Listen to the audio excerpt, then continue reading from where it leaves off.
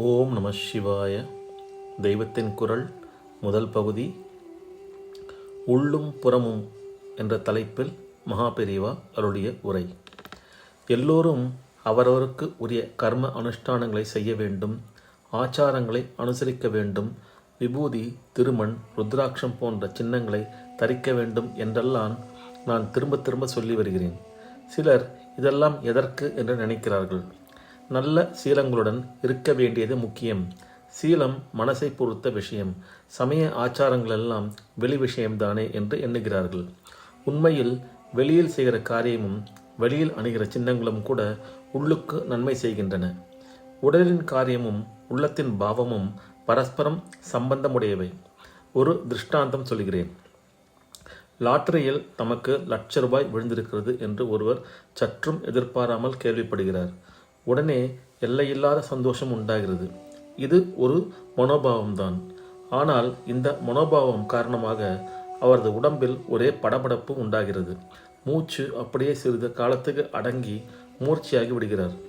குறிப்பிட்ட உணர்வு உண்டானால் இன்ன விதமாக சுவாசம் மாறுகிறது என்ற நடைமுறை உண்மையை திருப்பி வைத்து குறிப்பிட்டபடி சுவாச பயிற்சி, பிராணாயாமாதிகள் செய்தால் இன்ன விதமான உத்தமமான மனோபாவங்களை அடையலாம் என்று யோக சாஸ்திரம் விவரிக்கிறது.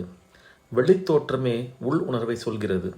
கோபம் வந்தால் கண் சிவக்கிறது, உதடு துடிக்கிறது. துக்கம் வந்தால் எதற்காகவோ கண்ணிலிருந்து ஜலம் ஜலமாக கொட்டுகிறது. சந்தோஷம் வந்தால் பல்லெல்லாம் தெரிகிறது. இப்படியெல்லாம் உடம்புக்கும் உணர்வுக்கும் சம்பந்தம் இருப்பதால் தான் இன்னபடி ஆசனம் போட்டால் இந்தந்த ஆத்ம குணங்களுக்கு அனுகூலமாகும் என்று மகான்கள் வழி கண்டிருக்கிறார்கள். மிலிட்ரிக்காரன் யூனிஃபார்ம் போடாவிட்டால் அவனுக்கு வீரம் வராதா என்று கேட்பவர்கள் கேட்கலாம். ஆனால் மிலிட்ரிக்காரன் என்றால் லோகம் முழுக்க அவனுக்கென்று யூனிஃபார்ம் இருக்கத்தான் இருக்கிறது. அதுவே வீரத்தை தூண்டுகிறது என்றும் சொல்கிறார்கள். வெளியில் தரிக்கும் சின்னம், வெளியில் செய்கிற சம்ஸ்காரம் இவை உள்ளுக்கும் நன்மை தருவனவே ஆகும். வெறும் வேஷம் என்று நினைத்தால் வேஷமாகவே போகும். ஆத்மார்த்தமாக ஜீவனை பரிசுத்தம் செய்வதற்கு கொள்வதற்காக இந்த சம்ஸ்காரத்தை செய்கிறேன், சின்னத்தை அணுகிறேன் என்று உணர்ந்து செய்தால் சத்தியமாகவே அது உள்ளே புகுந்து சுத்தி செய்கிறது. புறத்தில் செய்வது உள்ளுக்கு உதவுகிறது.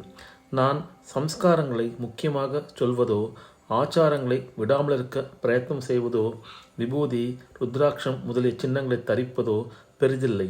நான் மடாதிபதி. ஆதலால் இதெல்லாம் என்னிடம் இருந்தால்தான் என்னிடம் வருவீர்கள். என் மடம் நடக்க பணம் கொடுப்பீர்கள்.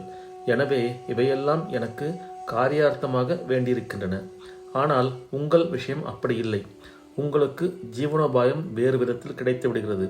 ஆதலால் என்னை விட சிரேஷ்டமாக முழுக்க முழுக்க ஆத்மார்த்தமாகவே நீங்கள் சம்ஸ்காரங்களை செய்து சின்னங்களை தரித்து கொண்டு பரிசுத்தம் பெற வேண்டும்.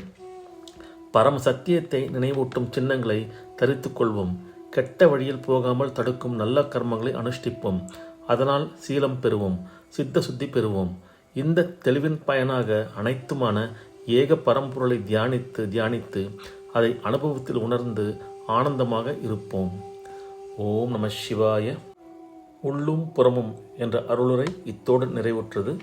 அடுத்த பதிவில் சடங்குகள் என்பதை பற்றி மகாபெரிவா அருளிதை பற்றி பார்ப்போம். ஓம் நம சிவாய. ஹரஹர சங்கர, ஜெய ஜெய சங்கர, காஞ்சி சங்கர, காமகோட்டி சங்கர.